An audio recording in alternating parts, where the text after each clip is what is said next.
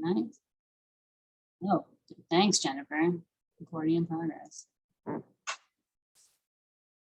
Lost of anonymity. Hello, everybody. Admit. Well, you see Scott's beautiful face, and that's okay. You feel like obligated because if you're on the board, like, oh, I have to show my face. No, not at all. I wanted to be here. There's no. It's not a closed session. No.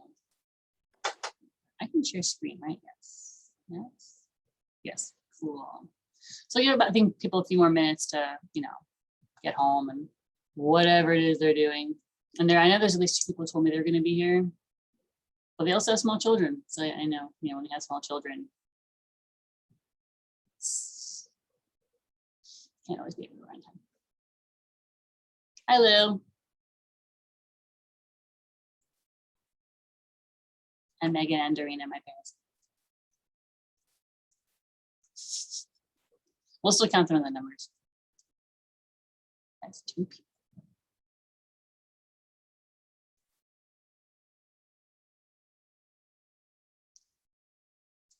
Oh, hi, Mom.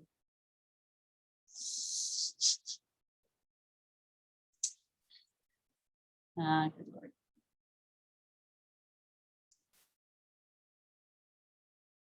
You'd have to turn your video. I'm just making fun of you. Hi, Doug. Bye, Doug. Your video's on, Jennifer. Hi, Doreen.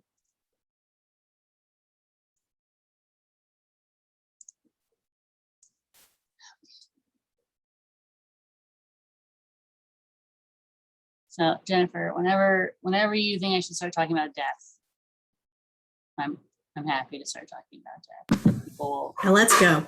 Okay, cool. People they'll filter, and then at this point, Jennifer knows me that I always have way more material than I ever should have any business to fit into an hour. So it's better to get started. And luckily, it's more. This isn't like one continuous stream of thought. It's more that there's just like a lot of little pieces. So even if someone comes in 5 minutes, 10 minutes, 30 minutes, we'll just kind of drop in wherever they drop into. So I think that helps. I'm going to close my sidebar. So Jennifer, you're in charge of like people. It's going to be like going at a clip. Okay. So hi everybody. Thanks for joining a class. This is my theme for the year is Stephanie didn't learn Hebrew school because when Jennifer's like, you have to teach something, and I said, ugh, not that I don't like teaching, but being beholden to one subject can be a little bit stifling. So I thought, what can I fit everything into? And I said, I like teaching about things that at least I didn't learn about in Hebrew school because I went to Hebrew school my whole life. Thanks, Mom and Dad, who are on this call. But they don't learn a lot of stuff in Hebrew school because you're a kid, and also people feel ill-equipped to talk about a lot of very important things. And so that's my running theme for the year. All my classes are things that I don't think we generally learn when we're kids, if you even had the ability to go to Hebrew school or even Jewish day school. And so what I decided I want to cover for today is death. Because I think there's a kind of, someone told me like, oh, I love coming to your classes, but I'm not going to come to that one. And I was like, okay. I feel like they want to tell me why. So I was like, really why? And they're like, it's just a little too like, don't think about it. And I think there's, it's a very natural human inclination to not want to think about death, which is fair. But Judaism has a lot of thoughts on it, and a lot of laws, and a lot of rules, and a lot of urban legends, I would say. Things that people will swear up and down, oh, this is the law, this is the rule, you have to do this, or you cannot actually do that. And some of those things are true, and some of them are true in some cases, and some of them are just completely false. And so I wanted to take the opportunity for the next less than an hour to kind of go through some of these things that maybe you've heard of them, maybe you haven't heard of them, and see where some of those fallacies lie. And I'll be stopping kind of at each one so we can kind of think, talk, ask questions. And that's the deal. Questions, thoughts before we get started? I'm assuming y'all know how Zoom works. You can like raise your hand in your thingy, but once I start, I'm going to share screens. Once I do that, I probably won't be able to see all y'all at the same time. So you're just going to have to unmute yourselves and say, hey, I have a question. Because I'm not going to see you waiting frantically on screen. Because I never adjusted that Zoom aspect of life. Cool. Share, hold on, make sure this is ready to go. No, yes. Perfect. All right, share screen. And we're going to share. Oh, God. Where do we go? Where did it go? Oh, now I'm confused.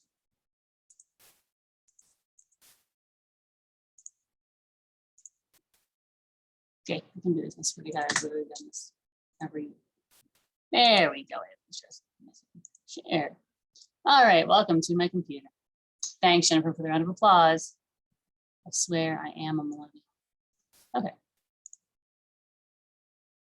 Let's present. Thinking about working there. So, stuff you never learned in Hebrew school, Judaism and death. As a note, just clear this up. I hope it was clear at some point. This is not at all a discussion about the afterlife. It's not about what happens after you die. It's not about heaven and hell. I find those subjects, particularly actually personally, find them very uninteresting. And there's just like a lot of stuff on the more immediate aftermath of death. We got a lot of hangups on it. So without further ado, I'm going to present a thought, a fallacy, a rumor, and we'll talk about whether or not it is true. And you'll tell me if you've heard of it. So, true or false? Judaism doesn't permit embalming. I try to start with like when you first die to like chronological. So, Judaism does not permit embalming. Have we heard this before? You can just raise your hand or not. I mean, nod or okay. We've heard Judaism does not let you get involved. Lou can't comment on things because he knows too much. Unless I have a question, then I'll refer to it. Judaism does not permit embalming. The answer is complicated. I love a good text personally. So there are some quotes, and you're going to see these quotes pop up over and over and over again because there isn't so much that exists in the Torah about death, but those few lines we have are the basis of pretty much all of our halacha, all of our Jewish law. So we have lines such as on the left, by the sweat of your brow shall you get bread to eat until you return to the ground, for from it you were taken. So we have this idea that you came whole out of the ground, so to speak. That's you. That's the whole. That is you. You are all of these pieces. And then tied into, see on the right side there, you must not let a corpse remain on the stake and have it overnight. Must bury it the same day. So you came out of the earth as this one whole solid piece, or mother essentially.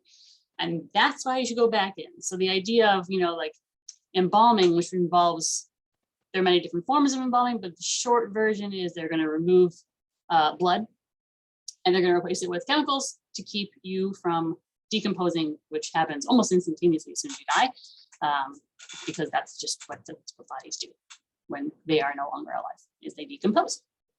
And embalming takes out fluids so that you do not decompose nearly as fast.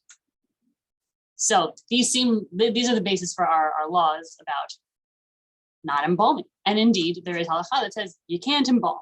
You're not allowed to do it. But the Torah says something else also very interesting. Also in Genesis, very early on. If you recall, Joseph, upon the death of his father, orders the physicians, remember he's Egyptian, he's a naturalized Egyptian, he's living in Egypt. And what do they do in Egypt with bodies? They embalm them.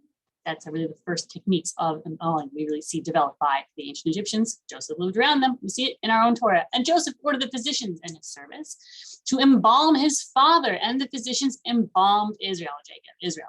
It required 40 days for such as the full period of embalming, according to the Torah.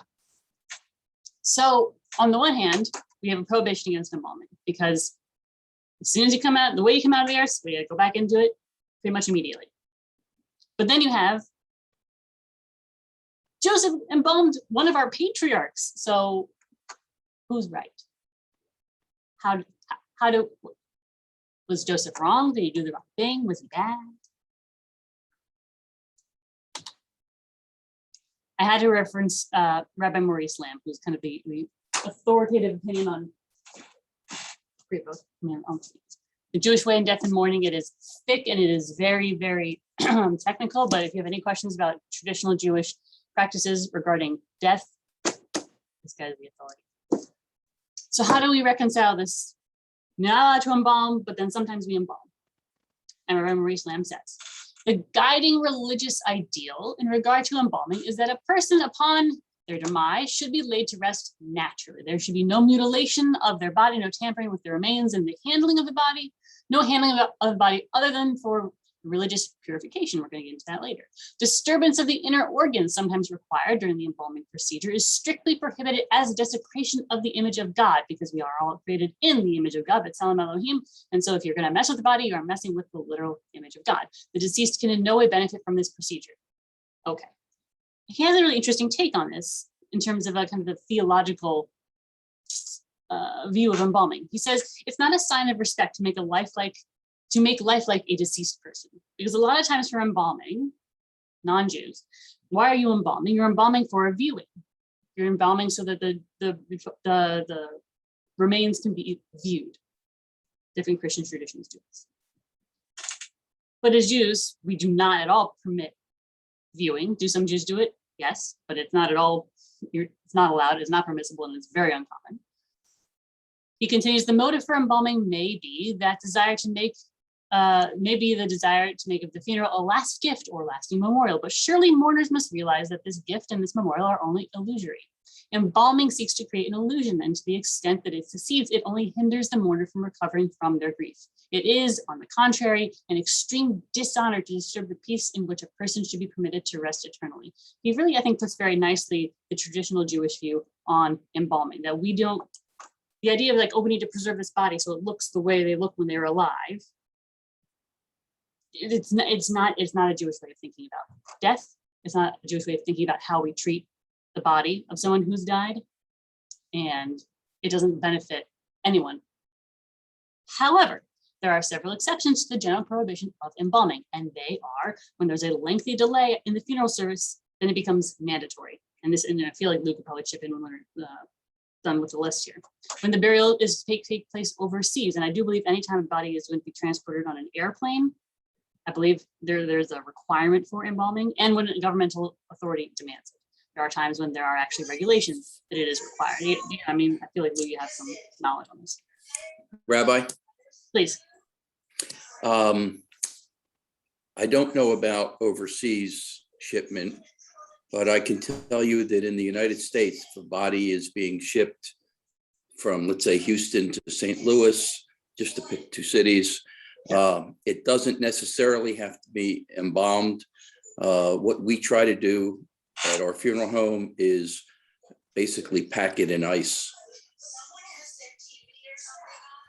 So it maybe depends on the distance. I know, but I know when my grandmother was, she died in Virginia, and so her body had to be transported back to Chicago, where the family plot is. And I do believe there is some amount of embalming and you have to do it. I remember when I was in LA in rabbinical school, they take us to one of the funeral homes and we kind of walk through a lot of this stuff. And they say, there is, because there are different kinds of embalming and levels of embalming, and some amount of embalming is necessary when you're going to go like very long distances, and certainly overseas for people who want to be buried in Israel, which is very popular and common. You're going to have a certain amount of embalming. You cannot transport a body internationally on a plane without that. So is embalming forbidden Jewish law and tradition? Yes, except there are times when it's required, and then you just got to do it. And after all, Joseph embalmed his father, who was, of course, as we know, transported out of Egypt and brought back home, which pretty much is the times when we do it. Questions, thoughts on embalming? I know it's been key, but you're the one who came to a session about death, so you knew this. Rabbi, are you going to talk later about organ donation? Yes, ma'am. Might be Okay, next. then I won't ask my questions now. No, good, yes. I try to be very comprehensive, but also, if you still have questions at the end, you're like, you didn't talk about why I put rocks on graves, then we can talk about that stuff again. I don't talk about rocks on graves, but I do talk about organ donation. Okay. The next one, I might even do the next one. I don't know. I don't remember the order I did. I've been working on this for a while.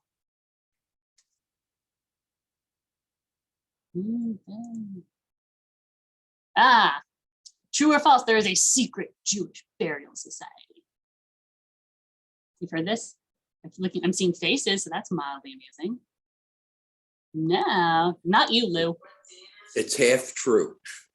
I think that's actually, yeah, that's very accurate. It is half true. So clearly not much of a secret. there is the concept of chesed shel emet or chesed ve'emet is how a lot of rabbis, when we do funerals, we talk about this when everyone, this is a uniquely Jewish thing. If you were at a very traditional Jewish funeral, the mourners bury the body. This is something we all do because it is considered the highest mitzvah, chesed shel emet. And that whole idea of when you're assisting with someone with these last stages of life comes from this line from Genesis. And when the time approached for Israel, that's Jacob, to die, he summoned his son Joseph, we just heard about him, and said to him, do me this favor, place your hand on my thigh as a pledge of your chesed ve'emet, which the translation here is steadfast loyalty. That's pretty good. Please do not bury me in Egypt. And so we get from that when you assist someone with their carrying out their final wishes, that is the highest mitzvah you can possibly do. Because they can never pay you back, and they can never thank you. And they can't do the same thing for you because they're dead. It's the highest mitzvah. And so there's this group of people called a Chevra Kadisha. You see that wording underneath here, Chevra Kadisha.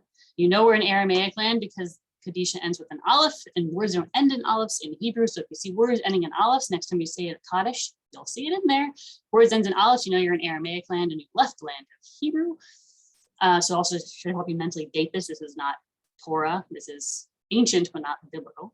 The Chevra Kadisha. And these are men and women who prepare bodies for burial. And it's not secret in the sense of obviously we all know every place where there are Jews, there are Chevra Kadisha. But people who are a member of Chevra Kadisha don't, it's like Fight Club, they don't talk about it. Because it's, for a variety of reasons, they don't talk about it. But we had a Chevra Kadisha here. Lou, I'm sure, is very familiar with them. If you've arranged arrangements for a loved one, you should be somewhat familiar with them. We're familiar with them, of course. We have congregants who are in the Chevra Kadisha. Men work with men's bodies, women work with women's bodies. There are 3 people, and there's always one person in charge. They're kind of the Rosh, the head. Very creative names, but what are you going to do? What is it that these people exactly do? I just didn't ask. More or less in order. The body of the person who's going to be buried is always covered with a sheet. But when it comes time for the Chevra Kadisha do tahara, which means purification. So the body's already been washed, but there's ritual purification. The body's uncovered. 1. 2, it is washed carefully. So it has to be washed before it's purified. The purified. You wash your hands for eating bread. You're really washing them to purify them. So first, the body has to be washed. Bleeding has to be stopped. All the blood has to be buried along with the deceased one. We've already talked about it. The way you came into this, the way you got to go back in. So all the stuff you came with got to go with you. So anything has blood on it, that's all going to go back with you to be put into your coffin. Dirt cleaned off, fluids, solids, jewelry is going to be removed. You're not traditionally buried with any of your wedding ring, et cetera, et cetera. No one shaved your beard. Doesn't make any sense. And then there's a purifying. And so it's a continuous stream of 9 kavim. A kav is a rabbinic measurement, but more or less 3 buckets. You start at the head, and you go down the left and the right, and kind of like person on the left, the person on the right, the person on the left. So they kind of alternate, starting here and going all the way down the body. The body is dried, is dressed in traditional burial clothing, traditionally tafrichim, so it's like a shroud, and then a sash. The casket is prepared if there needs to be anything taken out of it. If it has any kind of adornments, those probably would need to be removed. There's would be a sheet.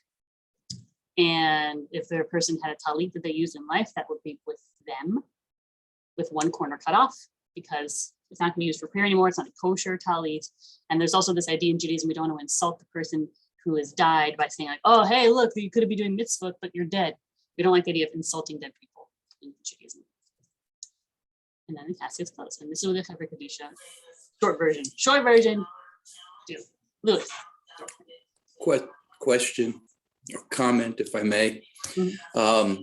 There are at least 2 different customs regarding how to make the talit pasul. One is cutting off a corner. Mm-hmm. The general custom here in Houston, I learned, is that a special knot is tied on a corner I don't understand that. I haven't spoken with the Chevra Kadisha yet about that, but I learned about that a couple of weeks ago because I had told one family that one corner of talus would be cut off. And then I heard back indirectly that the people who did the Chevra Kadisha were upset with me about that because they tie some kind of a knot. But I've never heard of that. I'd never heard of it either, but I wanted to share that in case someone ran into that here. Well, thank you. That's good to know that it seems to be a tradition here. I'm going to find out. So is there a secret Jewish burial society? Yes, we do have to prepare bodies to go back into the ground. And it is done you don't pass items over. They don't go, oh, hey, Scott, can you pass me this thing? And you go, sure, and they reach over the body and give you a thing because this is a person, it's not a thing. It's not a table. This is a person, it's a human being. And you don't behave disrespectfully towards this person, even though they're dead, because we don't believe that people should be disrespected just because they can't hear you. Also, because in some streams of Judaism, they can hear you. Why would you be rude to somebody just because they're dead? That's not very nice. So Chevra Kadisha is a real thing. It is a quasi-secret Jewish burial society. If anyone's interested in doing Chevra Kadisha, they're always looking for more people. And it is Chesed Shalem. It is the greatest mitzvah you can do for anybody. It's amazing.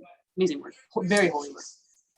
If anyone wants to volunteer for the Chevra Kadisha, Rabbi, if they'll let you know and you let me know, I'll put you in touch with the head of the Chevra Kadisha. Always happy to. You don't have to be like Orthodox. You can just be a Jew.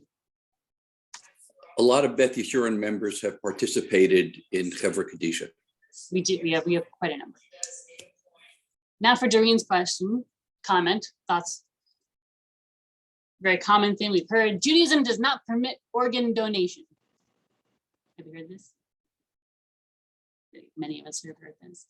There's a good reason why people think that this is something that we should believe as Jews. One, Deuteronomy teaches, you must not let a corpse of a hanged criminal, someone who's been gotten capital punishment, remain on the stake if they've been killed on the stake. It's one of the ways traditionally you could kill somebody with those.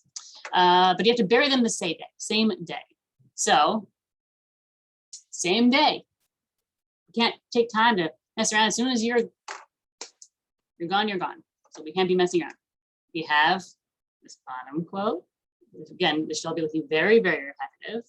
By the sweat of your brow, you will get bread to eat until you return to the ground. For from it you were taken, for dust you are, and to dust you will return. So, the way you came out of this earth, for your mother, with all your body parts, that's you. You have to be put back in the earth with all of your body parts. So how can we permit organ donation if you're not supposed to mess with anything in the air? And it's important. We just saw that whole thing about, like can't embalm because it messes with your organs and the Chevra Kadisha treats it so specially. So how can it possibly be permissible to be an organ donor as a Jew? Well, all that stuff is true, by the way. We can't mess with bodies, and we can't be disrespectful to bodies, and you have to go back in the way you came out. All that is true. And at the same exact time, we have lines like Leviticus, which says, do not stand by the blood of your fellow. I am God. Whenever you see this Ani Adonai, I am God line at the end of any line in Torah, that's like underline. It's like the Torah's way of saying God is saying, hey, this is really important. So you can't stand by the blood of your fellow.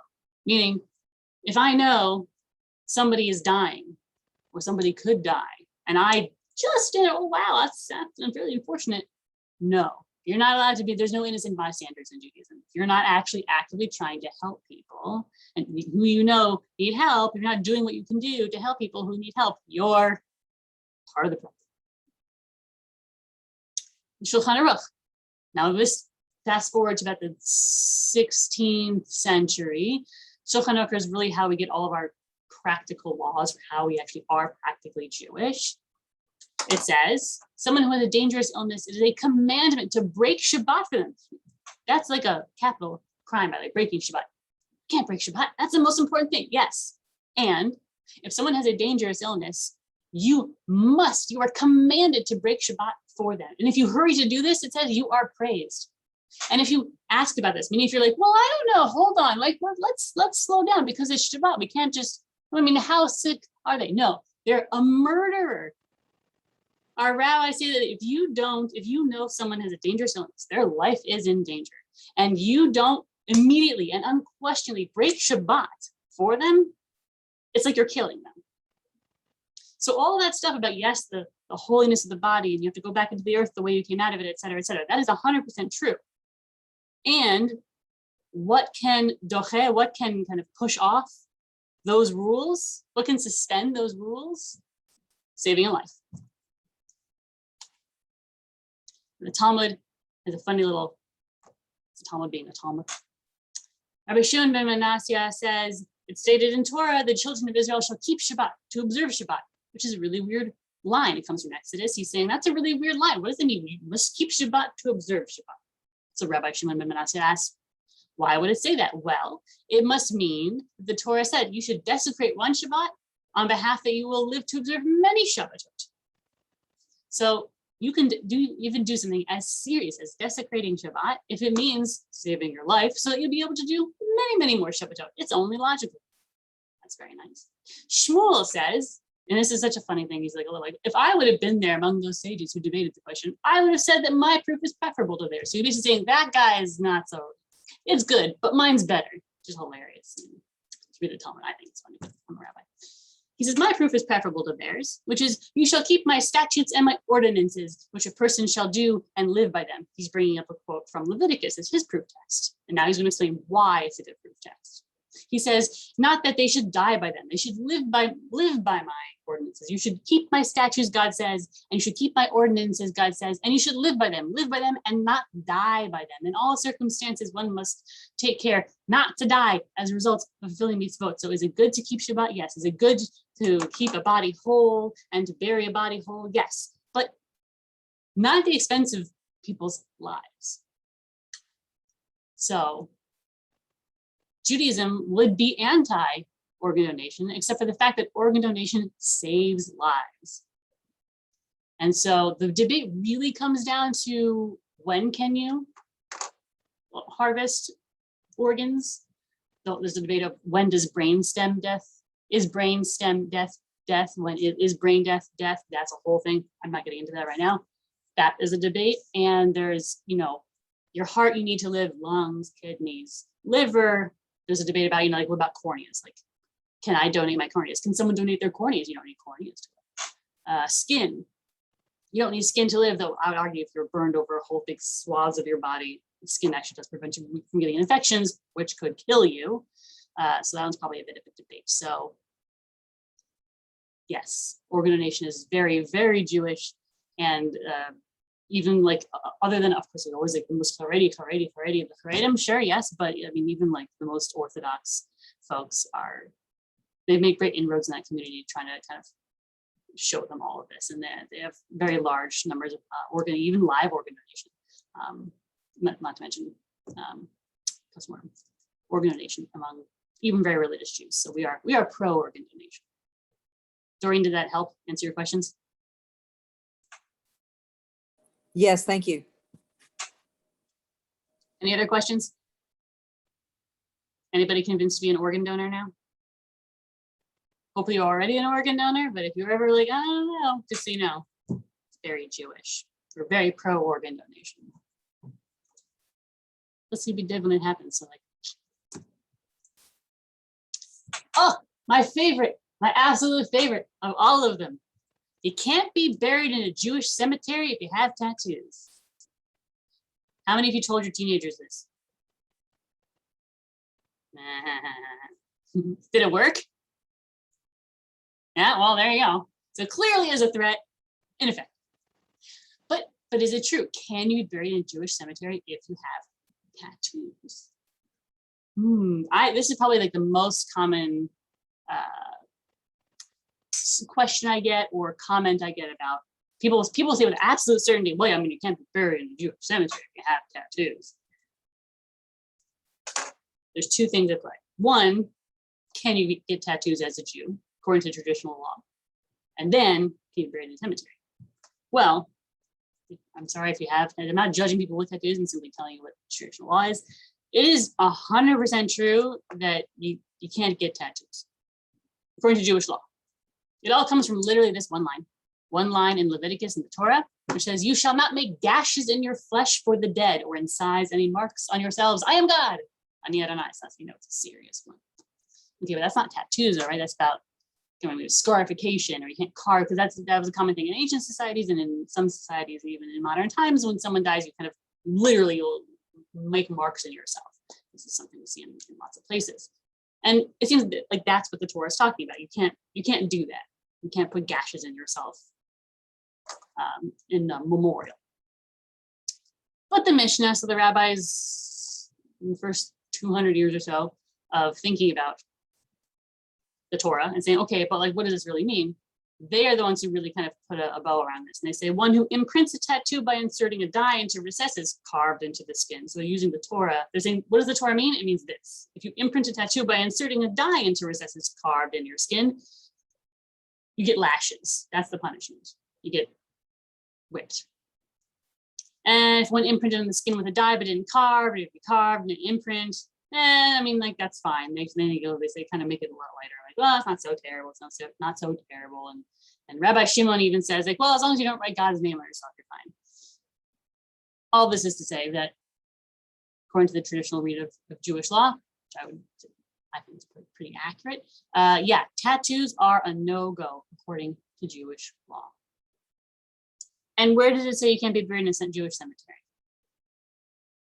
It's the most persistent, I think, myth about Jews and tattoos and cemeteries is this one. That I hear this more than I think probably anything else.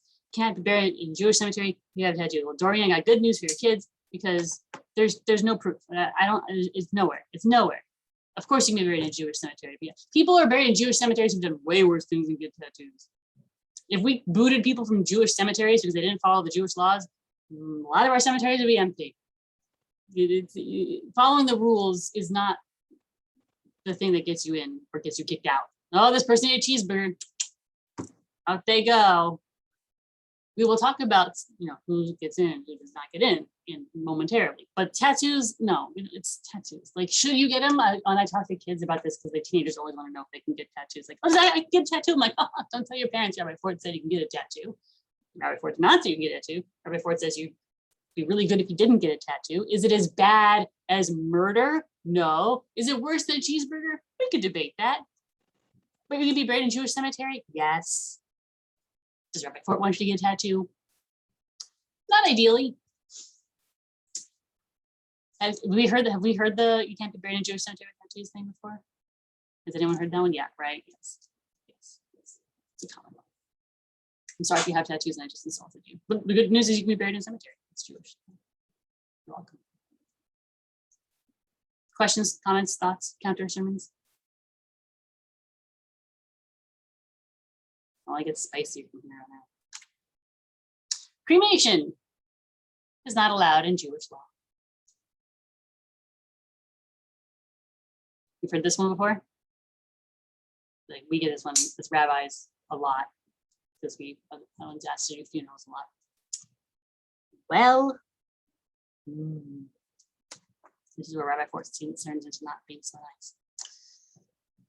You should, again, these quotes from the Torah should look very familiar because you're seeing them over and over.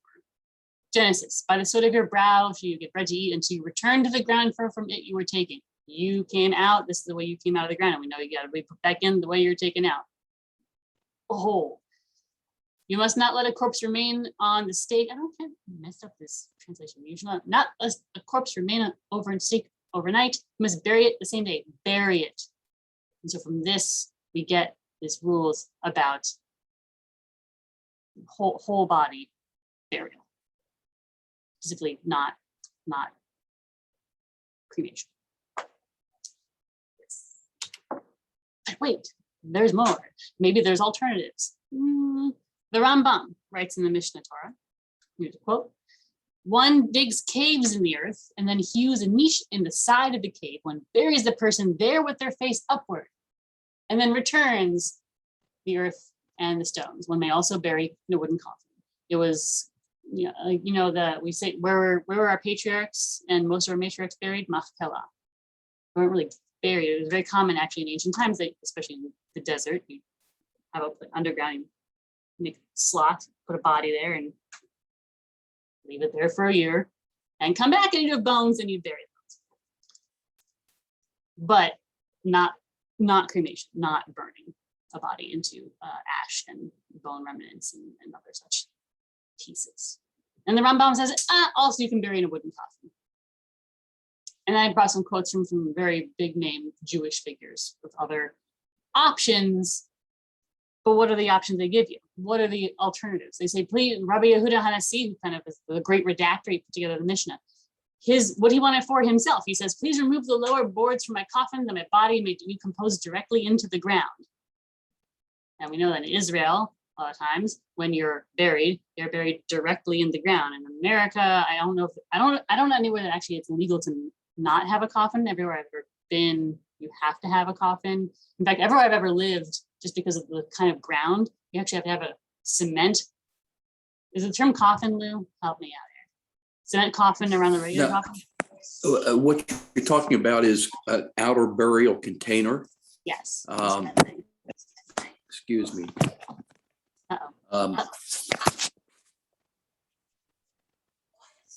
Technology, it's tricky. I lost you there for a minute. Sorry. It's called an outer burial container. It's made of concrete, but for the Jewish cemeteries, they are not sealed so that there's a way for natural decomposition to take place. But they do have sides and a bottom. The bottom is perforated and it has a top. The Beth Yeshurun cemeteries require this. The Beth Israel cemeteries require it. The Emmanuel cemetery requires it. The Orthodox cemeteries do not, and they may actually not permit it. But that's it. Or the cement. It's not a legal requirement by the city or the county or the state. It's a custom of the cemetery, and the cemetery has a right to have its own rules. In LA, where it's required by law. In LA, they require by law, and in Virginia, where I grew up, because of the water tables and such things, it's required by civil law. So there's no way around. In Texas, it's not required by law. Interesting. Jennifer, you look confused, but also we can't hear you. I always thought it was required by law because we are below sea level. That's interesting. If you want to be, for example, I've been asked this. Someone wanted to make arrangements to be buried at one of the cemeteries, non-Orthodox cemeteries, and was quite opposed to having to have a outer burial container. But the cemetery said, nope, but you want to be buried here, you got to have it. And the person had to accept it. Interesting. The only place I've ever seen that you can be buried directly in the ground, though, is in Israel. There's no casket. And obviously, there's precedent that you can see from the code. Nachmanides says the optional mitzvah is burial literally in the earth, directly in the earth. And Rabbi Yosef Karo says if one places the body in a coffin and buries it in the earth, one has not violated any prohibition. Never. So you can see he doesn't love it. You can see just based on his word, he doesn't love the use of a coffin. And he also says, nonetheless, it's best to bury in the earth directly. All of this should just underline for you the fact that cremation is. And all of the coffins that we use are completely made out of organic materials, wood and glue. There is no metal used in any of our Jewish coffins, not even nails to hold sides together. Yeah, which would make sense. You're not supposed to build a temple with metal, and also metal doesn't fly. Let's say someone does get cremated, though. Let's say because there are plenty. It's becoming more and more popular. I'm gonna mute you real quickly just because I'm hearing I think feedback, but well, you can obviously unmute when you have what to say. Let's say you do get cremated. We have this happen. It's more and more common now, even among Jews. For a variety of reasons, people do get cremated, and there's the rules in that really, really vary. It really depends on the cemetery. Like Emmanuel has their rules, Beth Israel has their rules. We have our rules, and in Beth Yeshurun cemeteries, the rule is that cremains, which is cremated remains may be buried. You have to buy a plot if you don't have one. So you have to buy a plot. They can also be buried with family members. So let's someone, one member of a couple dies, they're buried whole body, in a casket traditional way, and then the spouse want to be cremated. You can bury cremains with that person, but you can only have one stone. They have to kind of share a stone. Don't get to. I just asked Marilyn about that because I didn't know, and it was a rather recent change. I didn't think that you needed to be buried with another body. You don't have to, if you want to, like if you want to combine and not have two separate plots, you could do it. You can do it with one, but you don't get two stones. You would actually have to share a stone, which again, very new. And also just, FYI, none of the rabbis here are permitted to officiate at a funeral or service for a cremated person. Because officially, besides the fact that that's Beth Yeshurun policy, as a movement, the conservative movement, there's no, because all of the text I just showed you, there's just no textual, you couldn't make the argument for cremation about doing that to a body, whether that's traditional cremation with a fire, whether that's kind of hydrolysis, I don't know the term, wet cremation, where it's like 95% water and 5% alkaline and essentially dissolved. That's also not allowed. The whole burying your body in a pod with a tree seed, and a tree comes out of your body, that actually is almost worse in a lot of ways because you're not allowed to benefit from a corpse, and that's benefiting from a corpse. So all of these kind of derivations of what to do with the body, and none of them fall into line with traditional creeds on Judaism. Of course, the Reform have their own thing, but even in the Reform, if you ask the Reform rabbis here, from what I know from friends who work at those cemeteries, if you ask, what can I get cremated, they will not encourage you. They will try to discourage you. But if you do it, you do it. But even they don't really love it. And that's just the Reform here. Of course, everybody's got their own thing. So cremation, please don't do it. If you can avoid that one. You can't do your funeral. But you can be buried in the cemetery. So that's a nice new change. Questions, comments on cremation?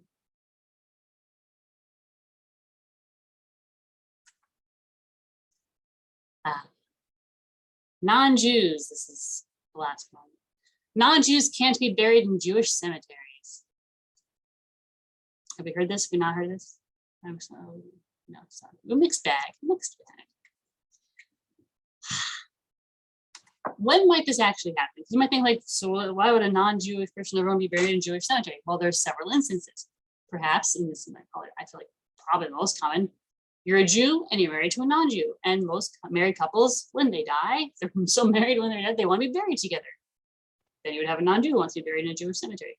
What about a non-Jewish child? Maybe an adult converted as an adult and their kids never converted because they never want to convert, but they want to be buried with their children. Or you have children who are not halakhically Jewish, but they want to be buried with you. What about patrilineal or a non-Jewish parent? Like you are a convert to Judaism, you're a Jew by choice, but your parents obviously are not Jewish, but you want to be buried with your parents. Your parents want to be buried with you. That would be an instance where non-Jews might want to be buried with Jews in Jewish cemeteries.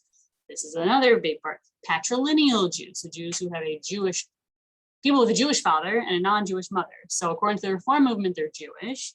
According to the conservative and Orthodox movements, certainly they're not. They're considered, we might term, a patrilineal Jew, where they would halakhically not be considered Jewish because they do not have a Jewish mother.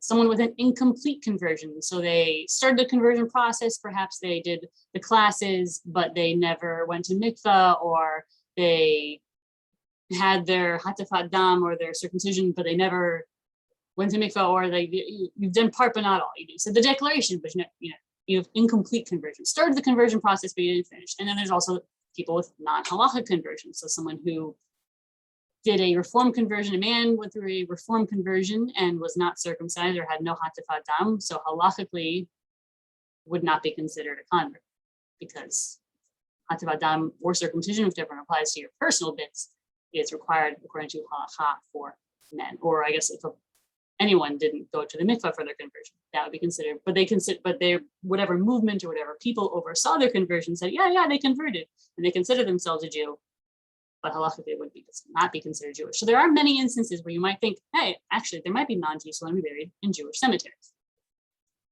So can they be? There's a reason I saved this one for last class. I figured I was going to tick them off at the end when they had to leave. So the whole discussion about can you bury non-Jews with Jews comes to this line. And Shulchan Aruch is going to explain a lot about it, but it starts with this one line, so I figured I'd just go straight to the Shulchan Aruch because it's kind of all right. Shulchan Aruch, the kind of premier Jewish law that we still pretty much use now, says they do not bury a wicked person beside a righteous one. That's the line. For it is written in Psalms, gather not my soul with sinners. The whole conversation about do we bury non-Jews with Jews comes down to the ancient way, medieval way, of thinking about Jews and non-Jews, in that they consider Jews to be righteous and they consider non-Jews to be wicked. And it is clear that you can't bury a wicked person beside a righteous one. The line itself doesn't say you can't bury, it doesn't say anything about religion. The law, you think you could easily make the argument, oh, it says you can't bury like a wicked Jew next to a righteous Jew. That's what it means. But that's not how the halacha unfolded. It unfolded along the line saying, oh, it must be that you can't bury a Jew alongside a non-Jew because the Jews are righteous and the non-Jews are wicked. Hold on to your feelings for that one. They're valid feelings, but there's a lot going on here. Shulchan Aruch does have some explanations. They say, well, about a male convert who wished to embrace Judaism and had already been circumcised but had not yet performed the ritual immersion, did not go to mikvah, they may be interred in a Jewish cemetery since he already performed an act. He already went through circumcision to enter the Jewish fold. So, according to Shulchan Aruch, an incomplete conversion counts, even though it wouldn't be considered a complete conversion. They're not even halakhically Jewish. But you're Jewish enough to be buried in a Jewish cemetery, we're going to take you. Likewise, in the case of a female convert who had declared that she accepts done the Kabbalah mitzvot, saying like, I'm going to read your, if you are a Jew by choice, or if you know Jews by choice, you have to read a statement saying that you are accepting the kind of yoke of Torah and mitzvot and commandments. So let's say she did that, but she never went through with mikvah, Jewish enough to be buried. So the Shulchan Aruch already is saying that. The Talmud teaches a very interesting line. The sages taught. One sustains poor non-Jews along with poor Jews, and one visits sick non-Jews along with sick Jews, and one buries dead non-Jews along with dead Jews. All of this is done on account of the ways of peace to foster peaceful relations between Jews and non-Jews. So you could read this and say, oh, I should have held on to the Rashi so you didn't see it, but you could interpret this line from Talmud two different ways, couldn't you? You could say, oh, it's saying you bury Jews, dead non-Jews, along with dead Jews, meaning you bury them in the same place. That seems like a logical read. Remember, the Talmud is earlier than Shulchan Aruch. Earlier, sorry. Flip these, sorry. Rashi, medieval, in his commentary on the Talmud, so after the Talmud came out, but before Shulchan Aruch, one sentence in my head, he explains this one little phrase. And really, this is how everything kind of just hinges on him, even today. This whole part, you bury Jews along with non-Jews along with dead Jews. You bury them. But he says what that means is not that you literally can bury them side by side. Doesn't mean, according to Rashi, does not mean you can literally bury Jews and non-Jews together. He says not in Jewish graves. Rather, you deal with them if they're found amongst Jewish corpses. So if like there is a murder, you have to take care of non-Jewish bodies and Jewish bodies in a horrible accident or murder, something terrible like that. Usually give the example of murder. But you can't just say, oh, it's a dead non-Jew, not my problem, I'm a Jew. No, Rashi says you still have to take care of non-Jews' bodies the same way you would take care of Jews' bodies, but it is not, he's very specific, not in Jewish graves. But that's Rashi. That's the Middle Ages. That's not an ancient law. It's not seen in the Torah. So modern Jewish minds are very mixed and unsure. And it obviously depends a lot on long denominational lines, Reform, Conservative, Orthodox, even Orthodox, because you're not getting clear proof texts. Up until this point, when we've seen all these arguments about tattoos, there's nothing about any can't have tattoos in the cemetery, fine, that's easy. Organ donation, embalming, we can trace a line from the Torah to the Mishnah to the Talmud to the medieval commentaries on these things to the Shulchan Aruch, which is essentially modern in the 1500s. We can trace a line, but burial of non-Jews along with, in the same place, in the same ground as Jews, it doesn't go in a straight line.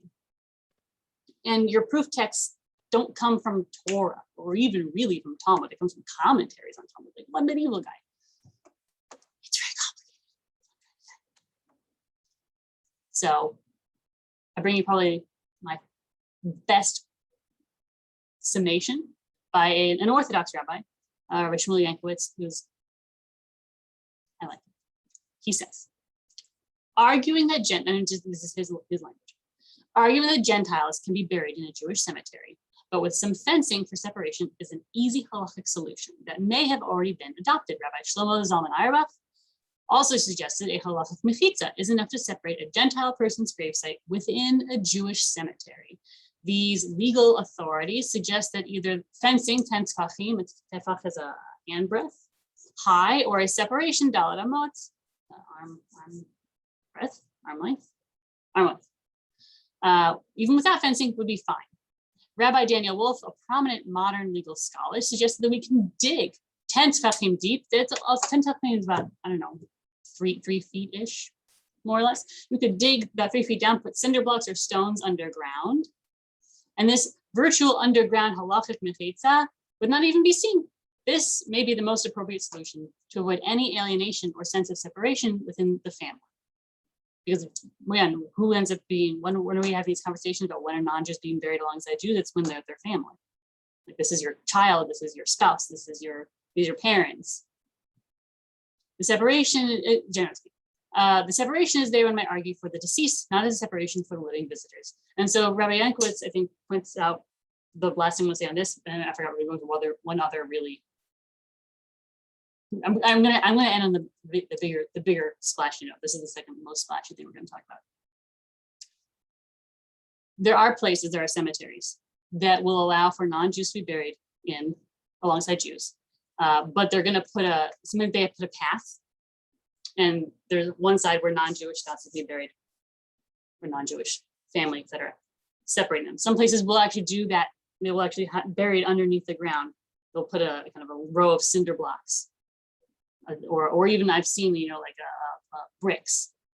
Lou, I know I'm going to call on you. I'm going to talk about Beth Yeshurun Cemetery, so I think that's probably the most immediately interesting people. Is this common? Not super common, not super duper common. And it becomes less common the more traditional your read is, but it is done. Because despite the kind of murkiness of not allowing non-Jews to be buried in Jewish cemeteries, despite that murkiness, it is still a pretty strongly held rule. We do not bury non-Jews in Jewish cemeteries. I'm gonna let Lou say something, because you want to say something, and I'm gonna talk about Beth Yeshurun Cemetery. I have 3 different comments. Short comments, because we're gonna talk about something really spicy after this. Yeah, sure. One, to date, Beth Yeshurun does not permit burial of non-Jews. But the Reform cemeteries do. Beth Manuel and Beth Israel. That's one comment. A second is really a question. If you're permitted to have an underground cinder block or brick, I'll call it a wall. Yeah. Would the concrete grave liners that we typically use today fit that definition? That's a kind of a semi-halachic question. You don't need to answer. Oh, it's a right? halachic question because you're looking at the separation of dalet amot, so it's approximately 6 feet, and I mean, agree, but it's pretty much 6 feet long. I would imagine the vast majority. So I feel like if you argue that with this cemetery association said, I want to be buried next to my wife, they would say like, nice try. I think it's one of the things that you would be technically correct, but you wouldn't get away with it. And the third comment is that if for some reason accidentally a non-Jew is buried in a Jewish cemetery, you're not to disturb the grave. Yeah. Okay, so it's not a matter of the ground really being sacred. That's more of an emotional issue than it is a halachic one. 100%. Yeah. And in general, people are not going to ask questions. Most, maybe if you're Orthodox perhaps, but no one's going to say, well, was he a patrilineal Jew? Oh, again, doesn't count. Like at that point, we're not asking questions. The last one we're going to talk about is about suicide. So that is really triggering for you. This is your cue. This is the last one we're doing. So after this, it's just me being like, thanks so much. I'll see you next time. So we're going to talk about suicide. So if you want to not hear this part of the conversation, totally cool. We're going to talk about suicide. Because I think this is something else people talk about or thought about. Or this idea persists. People who die from suicide cannot be buried in Jewish cemeteries. I don't know if anyone's heard of that, but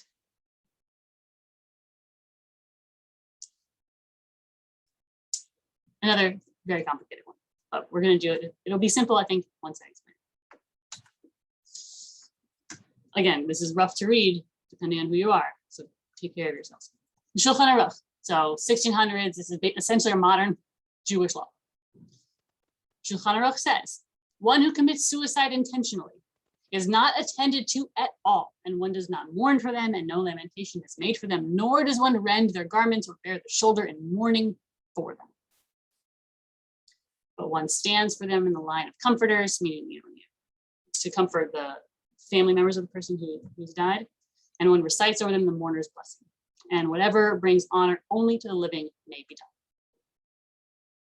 So we see from the Shulchan Aruch that someone who dies from intentional suicide is a very, very specific term, very specific language that they are using,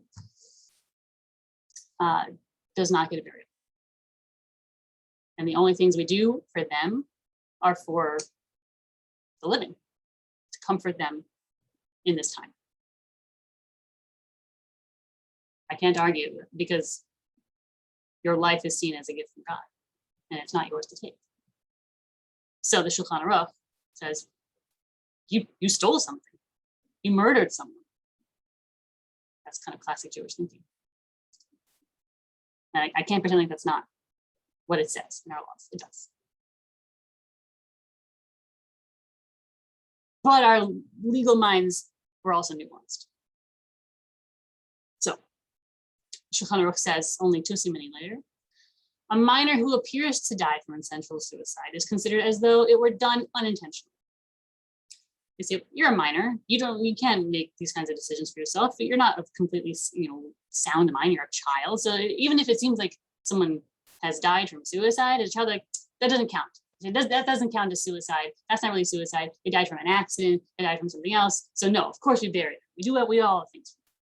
Shulchan Aruch continues. Likewise, one who is of age, so you're an adult, legal adult, and appears to die from intentional suicide, but being under pressure, as in the case of King Saul, who very famously fell on his sword.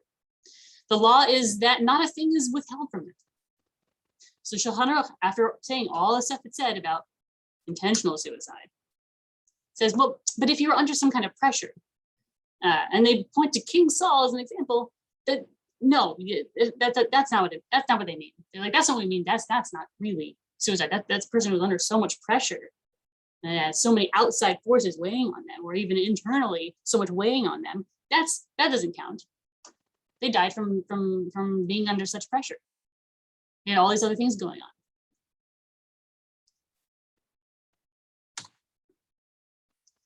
The conservative movement has a tshuva, so a psak halacha, this is the legal ruling of our movement back in 2005, say that, just using their language, suicide or taking one's own life is forbidden by Jewish law, for only guy who is given life may take it. Though the early halakha denied one who died from suicide the usual burial and mourning rites, the trend of halachic development from pretty much immediately, from the time we started writing Jewish law, the trend of halachic development was to find any reason to treat the ritual for one who died from suicide like the ritual for any other death. A history of mental illness is, I can't read Latin, but prima facie, like it's guys primary evidence that the taking of one's life, quote, that's their language, I don't like that language, but that's their language, was due to diminished mental capacity. In fact, any reason is deemed sufficient to decide that one who died from suicide is without full and complete mental capacity or the result of temporary mental illness. The death of one who dies from suicide is to be treated like any other death, with the rite of burial in the cemetery and the same ritual of mourning. So suicide is forbidden in Jewish law. You can't take something that's not yours to take. But rabbis, from the time we started writing Jewish law until now, essentially say you have to be in full control of your physical and mental capacity. And still say, no. They're like, that's suicide. But anything else, any other instance where you are under any kind of duress, where you're any kind of pressure, you're not fully mentally, and they even say later physically capable, that's not suicide. That's not dying from suicide. That's dying from mental illness. That's not dying from depression. That's dying from drug addiction. That's dying from financial pressure. That's dying from, that's what it is. It's not suicide. And so of course it is permissible. And do I have one more in here? No. It had been true not very long ago that people who died from suicide, so even though like halakhically, we pretty much don't believe people ever die from suicide, we believe you die from a myriad of other things, which are all tragic and terrible. But if the the civil legal ruling is, oh, it was a suicide, then there used to be the thing where you'd be buried at the edge of the cemetery. Nowadays, perhaps the Orthodox still do that in some places, but it's generally taken to, we don't assume people, you're buried where you want to be buried. So I ended with this one because it's the one that doesn't always feel so good to talk about. But I think it's really important to dispel the myth about suicide that somehow is it forbidden? Yes. Do we believe people really ever truly commit suicide? Say like, oh yes, I am in full mental capacity and physical capacity, and I am going to die from suicide. We don't believe that's true. People die from lots of things, and other people will slap the label of suicide on it. But that's not Jewishly, halakhically how we view it. So I'm happy to take questions. I'll stay here until I think I get locked in the building. Just 20 minutes. Questions, comments? Bit of a downer, I know. Usually I talk about demons and stuff. I've got to run, but that was really interesting. Thanks so much. Thanks for coming. Thank you. Yeah, thanks for coming, Doreen. Lou, thanks for the assists. You're very welcome. It was a pleasure and an honor to be with you tonight.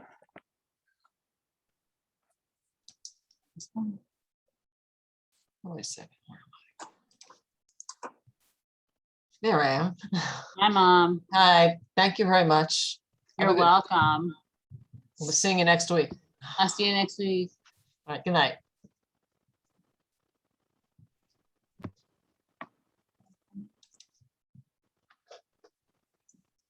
You can probably stop recording now. I don't think it's I can probably stop the share too.